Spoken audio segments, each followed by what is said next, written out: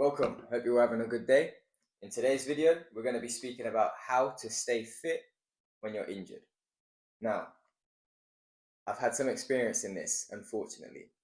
I've been injured with shoulder injury, a heel injury, leg injuries, all at the same time.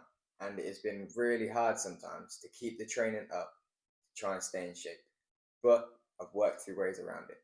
So the main thing is that when a lot of people get injured, like say even just a shoulder injury or just one injury in one part of their body, they just tend to knock everything on the head and say, "Nope, I'm injured. I can't train. I need to rest. I can't do anything." If you've just got an elbow injury, you could still walk. You could still run. You could still do a leg workout. Like, don't knock everything on the head just because you've got one injury. My second tip is work on other things. Now, if you're injured and you can't do, say, if you play a sport, most likely, and you can't do everything in your sport, it just gives you that extra bit of time that perhaps you wouldn't have had before to work on other things. And you can really concentrate on these other things and spend time with it. Like, for example, for me, because I couldn't punch without pain in my shoulder in boxing, it gave me time to work on my footwork and develop my footwork loads and loads and loads. Whereas I would never have time. Well, I would have a little bit of time, but not that much time dedicated to footwork, just footwork. So, number two is work on other things. There's always something else that you can be working on. And a lot of the time, you'll be surprised at how much you can actually do and what you can work through with injuries. See, I've had a heel injury, but that hasn't stopped me from being able to walk. Like, if you can, if you can't run, then walk. As long as you can walk and keep walking, instead of running every morning, get up and make sure I walked every morning. As long as you're doing something, okay, you can always most likely be able to walk. If you can't walk, you might be able to cycle. If you can't cycle, you'll be able to do something else. You'll be able to do sit-ups. Like, there's limitless. The only limitation is like how creative and open-minded you are with it. Like, you need to open your eyes and think about things differently. I guarantee you'll find something that is going to be able to keep you fit and in shape when you're injured. Now, the last thing which I've struggled with trying to keep my weight down and trying to stay fit with being injured is diet. Now, whilst you're injured, your training activity is most likely going to decrease because obviously, yes, you do need to rest, you do need that time for recovery. But because you're resting, your diet needs to change. You're not burning as many calories. Your intake has got to go down because your expenditure of calories is not as high as it used to be. So instead of training twice a day or once a day, then it allows you that bit of room to eat something and have some, like, let your diet slip a bit.